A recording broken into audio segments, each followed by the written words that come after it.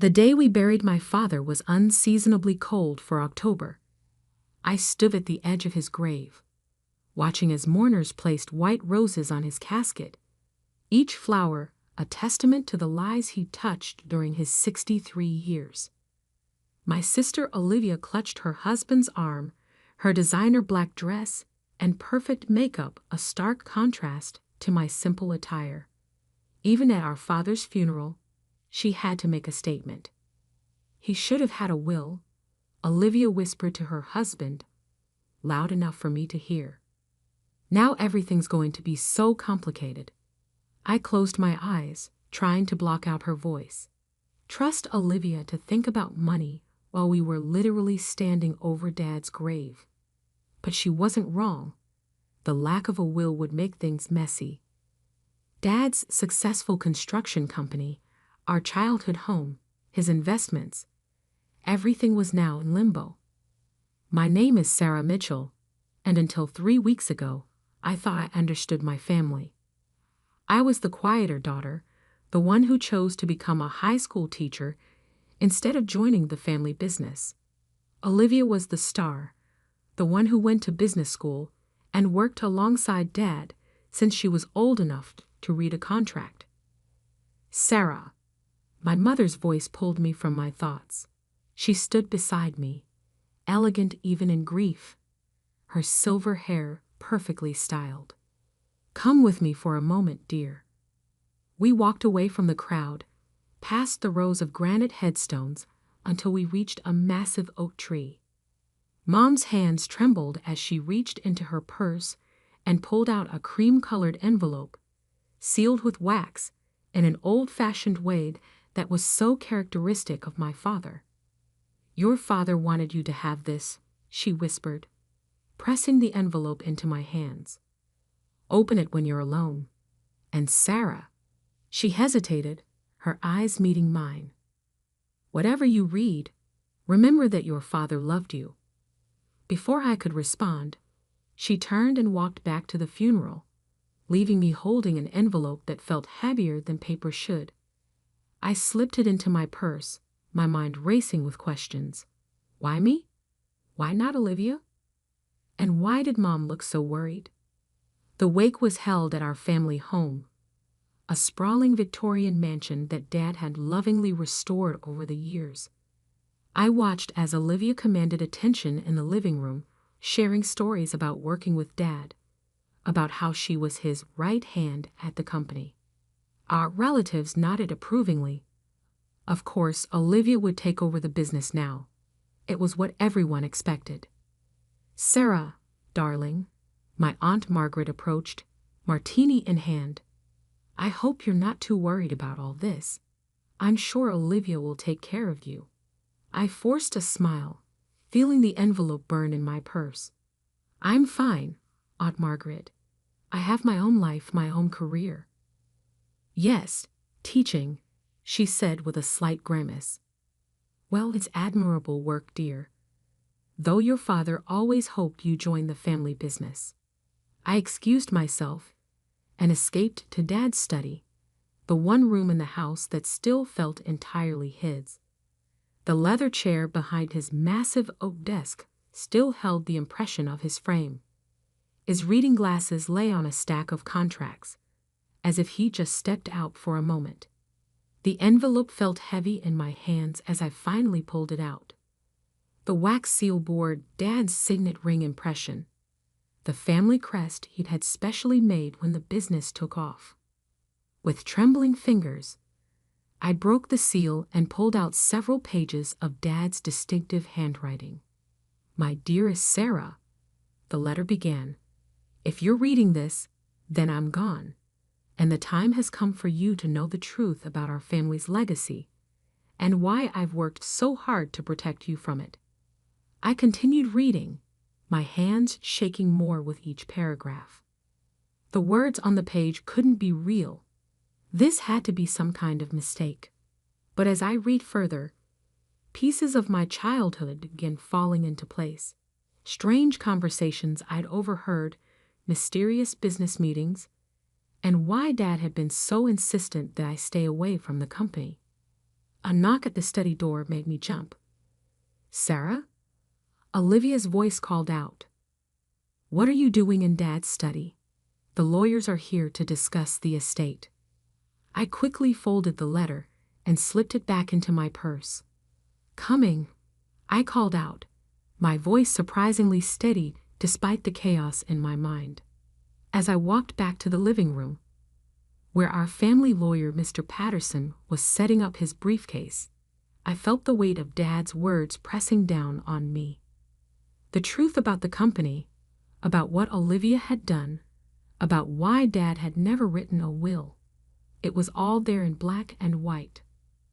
"Now," Mr. Patterson began, adjusting his glasses, "since Mr. Mitchell died intestate, we'll need to follow state laws regarding the distribution of assets. The company being the primary asset." I tuned out his voice, watching Olivia's satisfied smile. She had no idea what was coming. None of them did. Dad's letter had changed everything, and soon, very soon, our entire family would learn the truth about Mitchell Construction and the real reason behind Dad's sudden death. The afternoon dragged on as Mr. Patterson detailed the complex process ahead of us. Olivia took notes on her iPad, occasionally shooting me condescending looks as if to say, "Don't worry, I'll handle everything," if she only knew what was in that letter. Later that evening, as guests finally began to leave, Mom caught my eye from across the room. The look we shared spoke volumes. She knew what was in the letter. She knew that everything was about to change. I gathered my things and headed for the door, but Olivia stopped me. "Sarah, we need to talk about the company. I know you've never been interested in the business side of things, but we should discuss your shares. I'm thinking of buying you out. For a fair price, of course." I looked at my sister, really looked at her, and saw what Dad had described in his letter. The ambition, the calculation, the absolute certainty that she deserved everything. "We'll talk soon, Olivia," I said quietly. "There's a lot to discuss." As I drove home that night, Dad's letter safely tucked in my purse, I couldn't stop thinking about his final words. "The truth will cost us everything, Sarah. But it's time for justice. You're the only one I trust to make it right." Tomorrow, I would start digging. Tomorrow, I would begin unraveling the carefully constructed lies that our family fortune was built on. But tonight, I would mourn my father, not just his death, but the weight he carried all these years, protecting me while watching his beloved company become something he never intended. The truth would indeed tear our family apart, but as Dad wrote, sometimes destruction is necessary for redemption. The morning after the funeral, I spread Dad's letter across my kitchen table, along with years of newspaper clippings I'd gathered overnight. The Mitchell Construction story was one of local legend. How my father built an empire from nothing, transforming a small contracting business into one of the largest development companies in the state. But Dad's letter told a different story.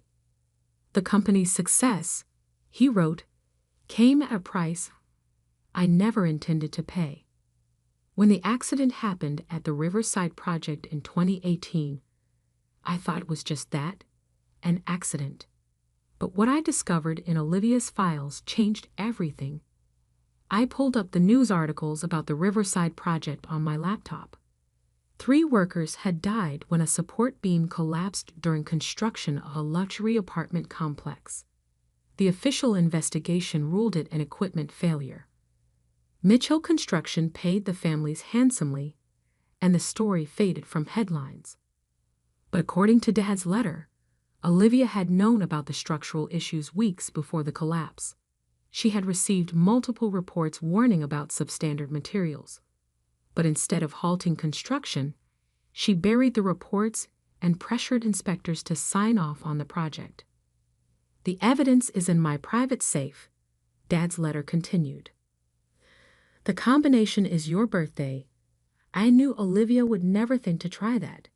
Inside, you'll find everything: the original reports, emails, and proof of the bribes. I spent the last 5 years trying to make it right without destroying our family's name. But after what I discovered last month about the new downtown development project, I can't stay silent anymore. My hands shook as I read the final paragraphs. Dad had confronted Olivia just days before his heart attack. The timing couldn't be coincidental.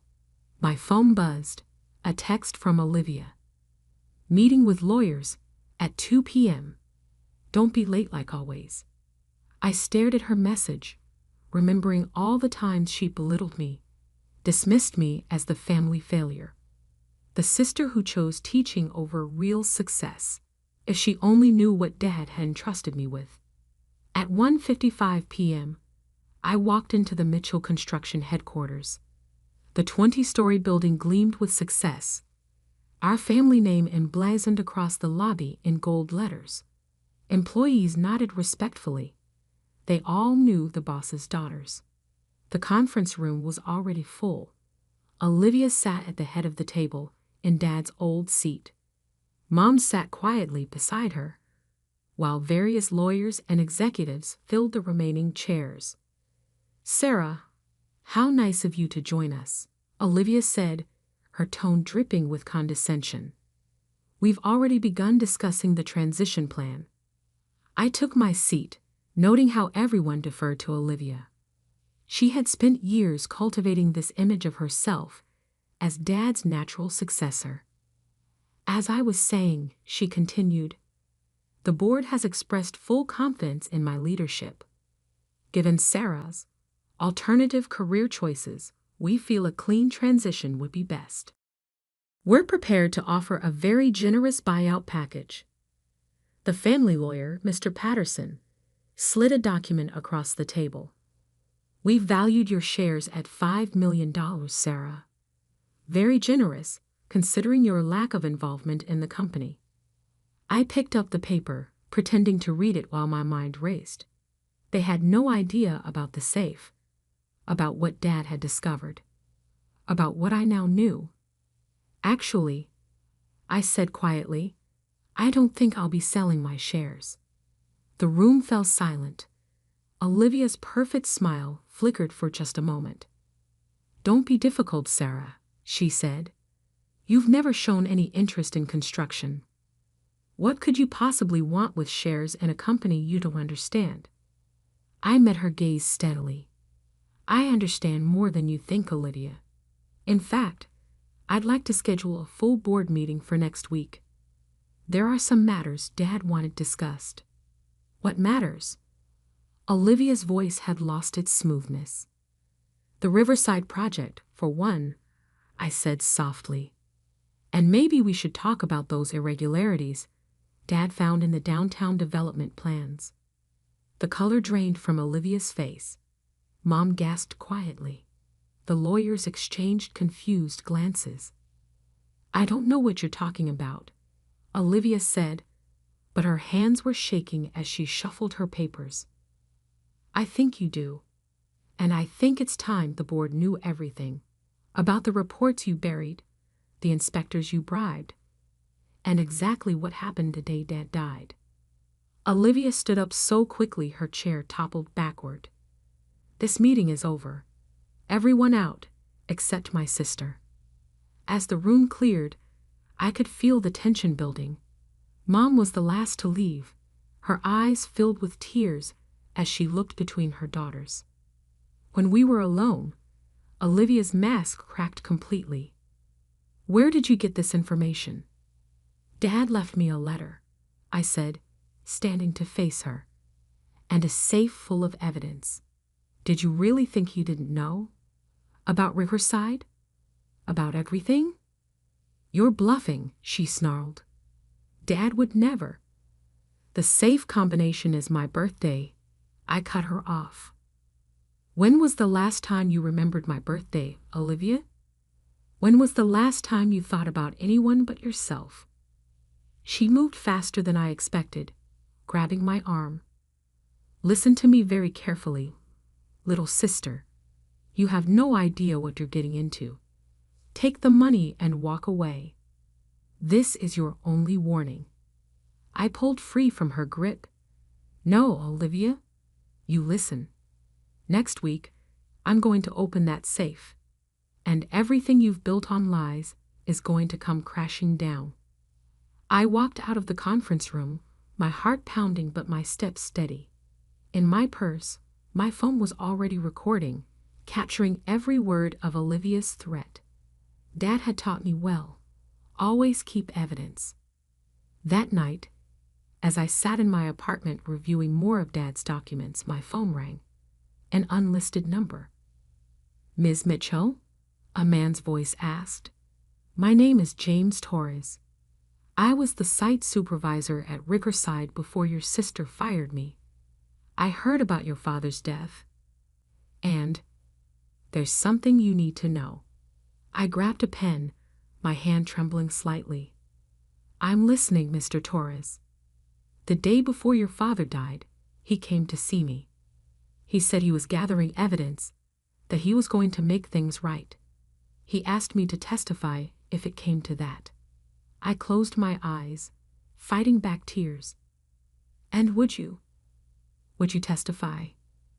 There was a long pause. Yes, your father was a good man. What happened to him, it wasn't right. After I hung up, I sat in the darkness of my apartment, thinking about the path ahead.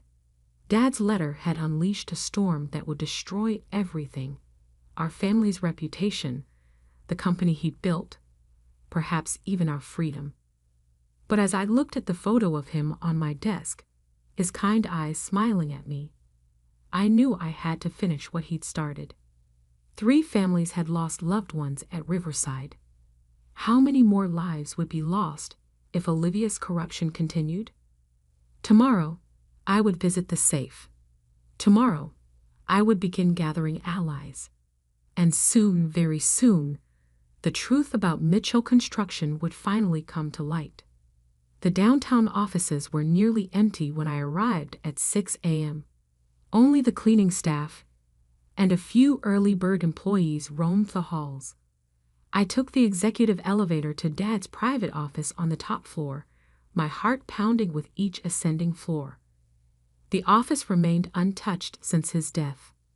Family photos lined the walls, mostly of Olivia at company events, receiving awards, standing proudly beside Dad at groundbreaking ceremonies. Only one small frame held my college graduation photo, tucked away in a corner.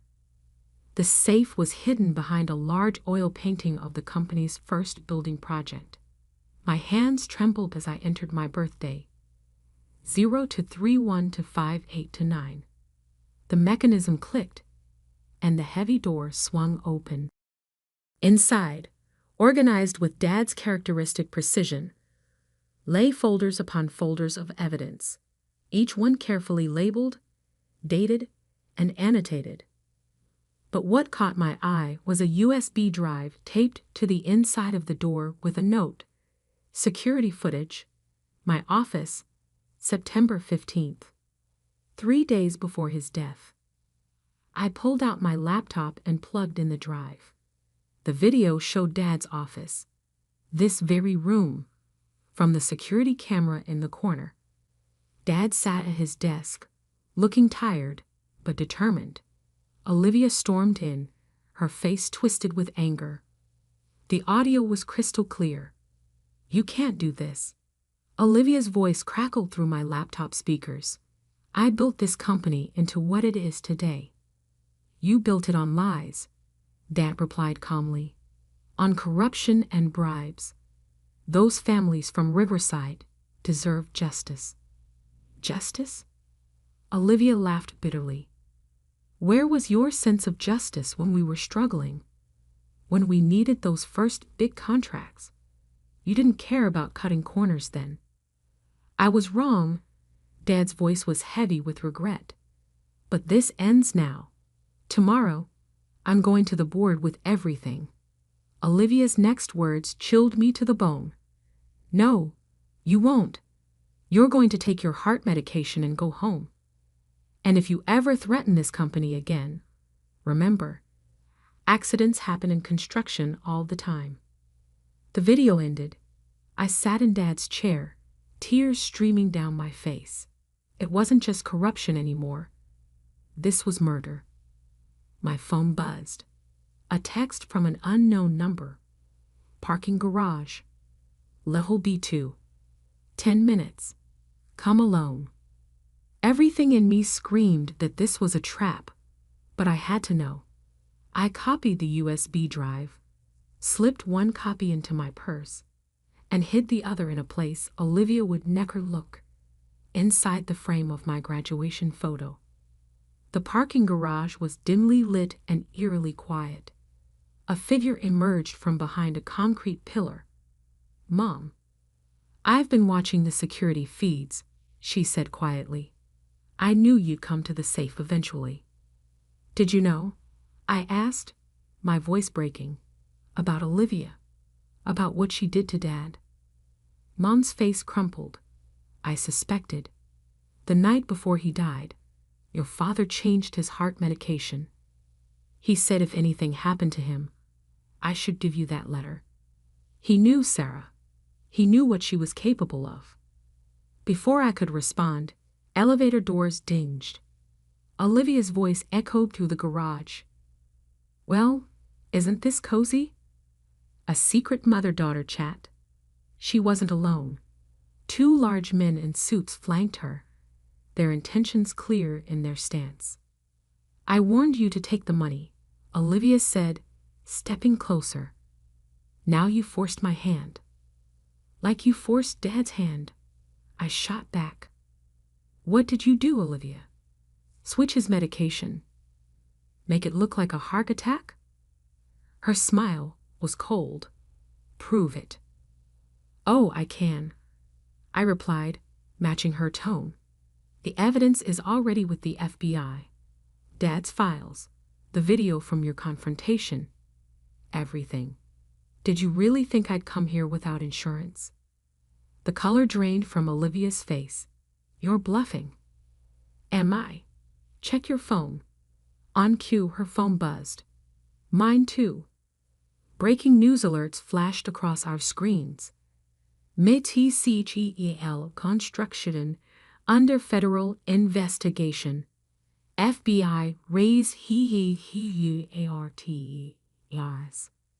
"You didn't," Olivia whispered. "I did. An hour ago, I met with federal agents. They're upstairs right now, seizing every computer, every file. It's over, Olivia." The sound of sirens filled the garage. Olivia's hired muscle melted away into the shadows. She turned to run, but Mom's voice stopped her. "Enough. My husband is dead because of you. 3 families lost their loved ones because of your greed. Face what you've done, Olivia." Federal agents swarmed the garage, led by Agent Sarah Torres, James Torres's daughter. Poetic justice, I thought, watching them handcuff my sister. "Sarah Mitchell?" Agent Torres approached me. "We found additional evidence in the office. Your father, he left a recorded confession about everything. He was building a case against the company, against your sister. He was trying to make it right." I nodded, tears flowing freely now. That's all he ever wanted, to make things right. The next few weeks passed in a blur of headlines. Mitsubishi L Construction CEO, RRESTE, FORFFRAUD, and MURDR, RIVERSIDE, QRAGDU. The 2 Rulichidi revealed. Mitsubishi L Fam Alui Empire crumbles ANISVADAL. The company was dissolved, its assets seized. The families of the Riverside victims finally received justice and the truth about what happened to their loved ones. Mom and I moved away from the city, away from the whispers and pointed fingers. We bought a small house near my school, where I continued teaching. Sometimes, healing comes in the simplest forms. A year later, I visited Dad's grave alone. The family name had been tarnished, our fortune lost, but something more valuable had been saved: the truth.